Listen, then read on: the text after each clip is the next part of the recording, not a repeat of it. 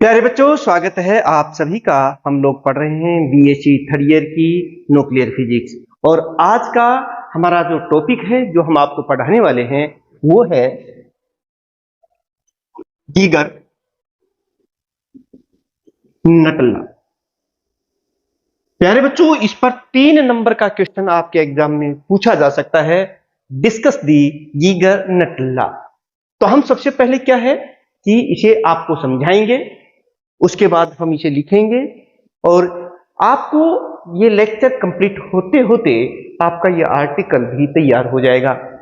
प्यारे बच्चों, हमने आपको बताया था कि एक प्रोसेस होता है कि कुछ हैवी एलिमेंट्स होते हैं जो अपने अंदर से अल्फा पार्टिकल, बीटा पार्टिकल और गामा रेज जो है वो इमिट करते रहते हैं।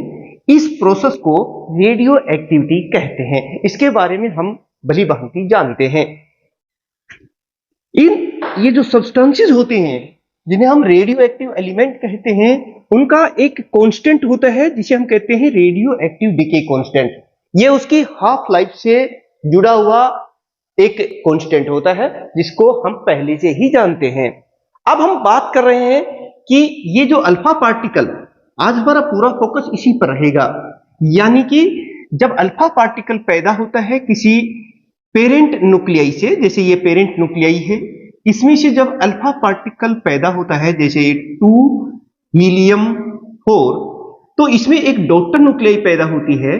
आप यूं कह सकते हैं कि अल्फा डिके के दौरान, ये हमारा अल्फा पार्टिकल है, ए daughter nuclei is form whose charge is less by 2 and mass is less by 4 than the parent nuclei।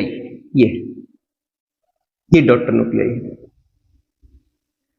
और ये जो अल्फा पार्टिकल पैदा हो रहा है, इसकी अपनी कोई एनर्जी होती है जिसको हम ई अल्फा से लिख देते हैं। अब ये जो गीगर नटल साइंटिस्ट हैं, इन्होंने इन 1911 में एक एक्सपेरिमेंट किए, एक सीरीज ऑफ एक्सपेरिमेंट किए इन रेडियो एक्टिव सब्सटेंसेस के ऊपर। बहुत से एक्सपेरिमेंट करने के बाद एक कंक्लूजन पर पहुंचे। उन्होंने कहा कि ये जो रेडियो एक्टिव डिके कांस्टेंट है, ये सीधा सीधा एनर्जी ऑफ अल्फा पार्टिकल पर डिपेंड करता है। यानी कि रेडियो एक्टिव डिके कांस्टेंट और energy of alpha particle, they are linearly related. And उस रिलेशन को इन्होंने कहा गीगर नटल लॉ, जिसे आज हम डिस्कस करने वाले हैं। तो चलिए अब हम बताते हैं आपको 1911 Geiger and Nuttall setup relationship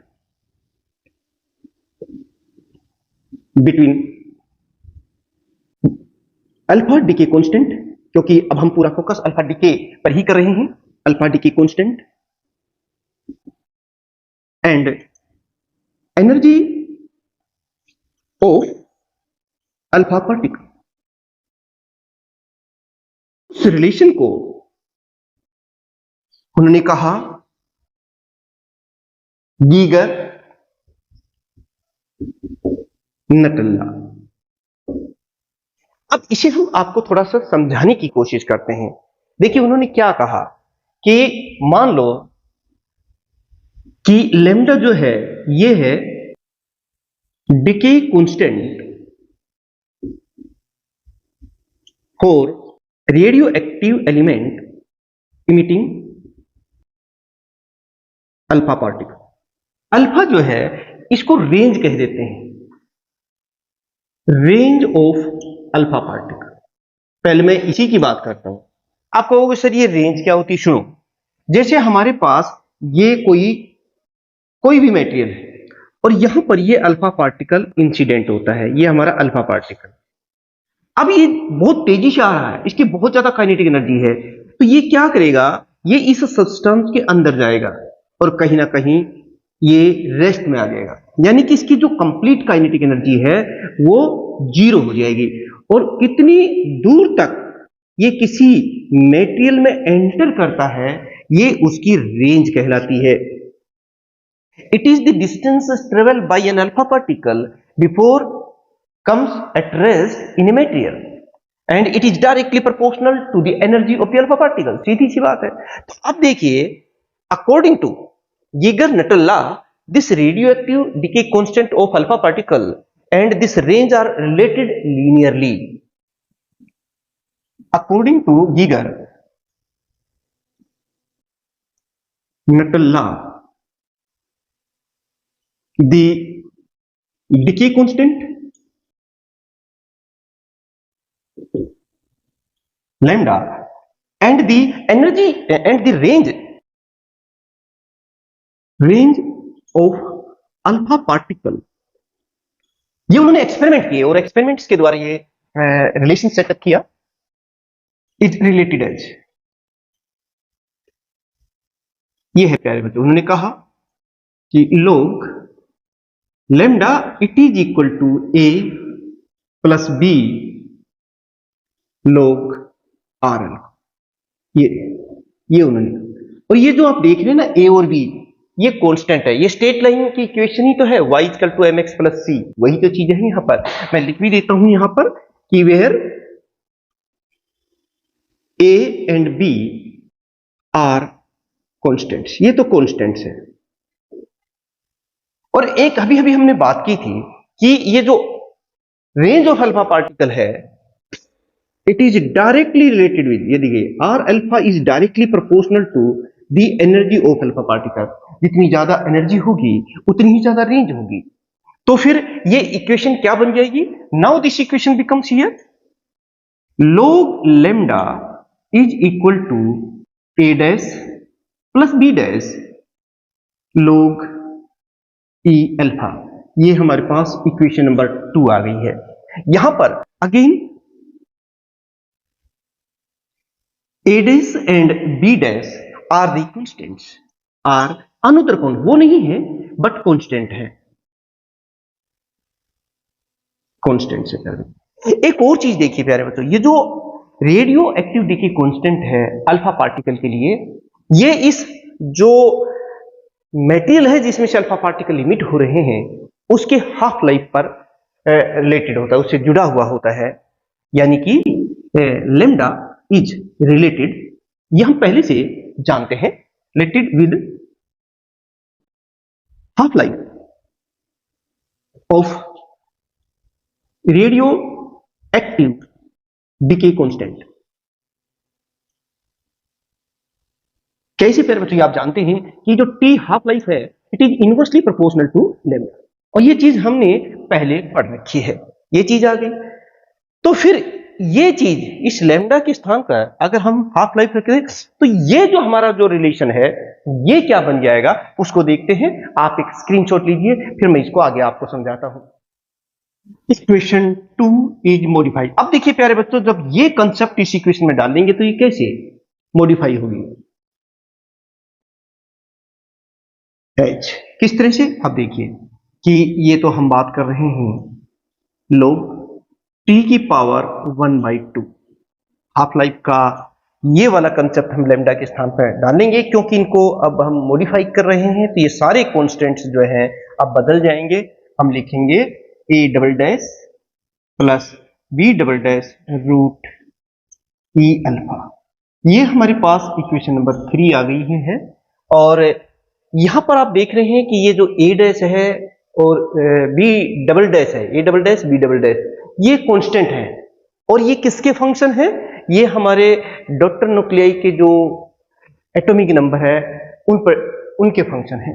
मैं लिख भी देता हूं यहां पर, where a double dash and b double dash are constants. ये क्या है, ये कांस्टेंट्स है which are the function of Z.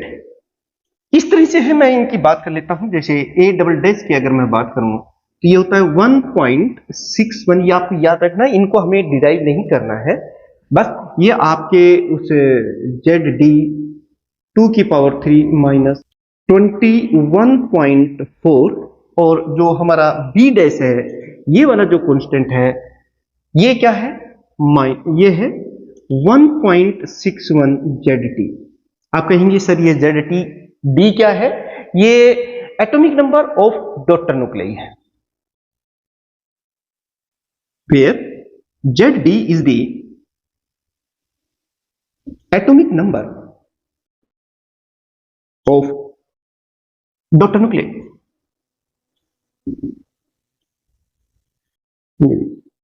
ये हमारे पास आ गए हैं। इस तरीके से आप इसको लिख सकते हैं, इस रिलेशन को। अब इस रिलेशन को जरा ध्यान से देखिए, यही है हमारा गीगर नटल लॉ। आप देख रहे हैं ये क्या है? ये half life time of the radio active element है, और ये है energy of the alpha particle. प्यारे बच्चों, ये जो इक्वेशन 3 है is the energy life time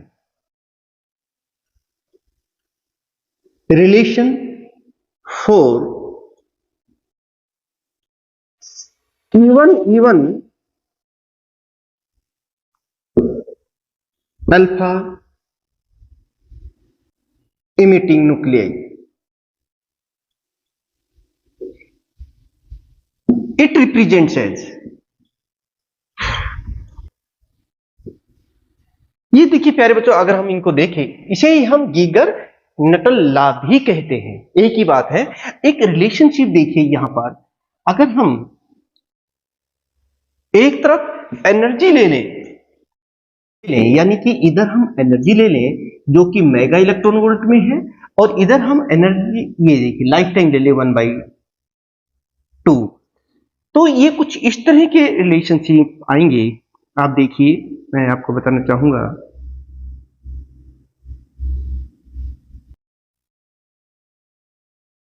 ये देखिए, ये एक्टिनियम, ये हमारी न्यूक्लियाइज हैं जिनका मास नंबर ज्यादा होता है, एक्टिनियम सीरीज बोलेंगे। ये एक्सपेरिमेंटल रिजल्ट से है। ये थोरियम सीरीज, और ये जो आप देख रहे हैं ये यूरेनियम सीरीज।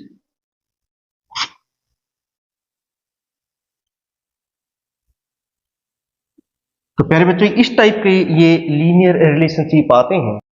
तो प्यारे बच्चों, आज के लेक्चर में इतना ही। आज हमने गीगर नटल लॉ जो 3 नंबर में आपसे पूछा जाएगा उसके बारे में समझा दिया है आपको। बहुत ज्यादा मुश्किल है नहीं। 1911 में एक्सपेरिमेंट्स के आधार पर गीगर और नटल ने energy of the alpha particle and half life, या यूं कहिए कि life time of the alpha particle के बीच में एक लीनियर रिलेशनशिप सेटअप किया था, जिसे हम गीगर नटल लॉ कहते हैं। नेक्स्ट जो आर्टिकल हमारा रहेगा वो बहुत इंपॉर्टेंट रहेगा, जहां हम थ्योरी ऑफ अल्फा डिके को डिस्कस करेंगे। इसलिए अगर आप नहीं जुड़े हैं अभी तक इन चैनल्स के साथ, जिनका लिंक डिस्क्रिप्शन में है, 2 चैनल्स हैं, इन दोनों को आप सब्सक्राइब कर लीजिएगा। इन पर इस तरह के तमाम जो आर्टिकल्स हैं, तमाम टॉपिक्स हैं, आपके यूनिवर्सिटी एग्जाम और आपके कॉम्पिटिटिव एग्जाम तो सभी यहाँ मिलने वाले हैं। और अगर आप पहले से ही प्यारे बच्चों जुड़े हुए हैं तो फिर आप एक काम और करें, लाइक और शेयर कर दीजिए अपने उन सभी साथियों को जिनको शायद इनकी जरूरत हो और वो भी अच्छी अपनी स्कोरिंग कर सके। और प्यारे बच्चों, कहाँ से बिलोंग करते हैं ये भी जरूर बताएं। और मिलते हैं उस महत्वपूर्ण आर्टिकल के साथ जो 6 नंबर या 7 नंबर का क्वेश्चन, 8 नंबर का भी कई बार पूछा जाता है, जिसमें हम क्लासिकल और क्वांटम थ्योरी दोनों की इन्वॉल्व करेंगे और आपको समझाएंगे अल्फा पार्टिकल डिसइंटीग्रेशन की थ्योरी। तब तक आप सभी स्टूडेंट्स इसी तरीके से मन लगा करके पढ़ते रहिएगा, आगे बढ़ते रहिएगा और अपनी सेहत का भी ध्यान रखिएगा। Thank you very much.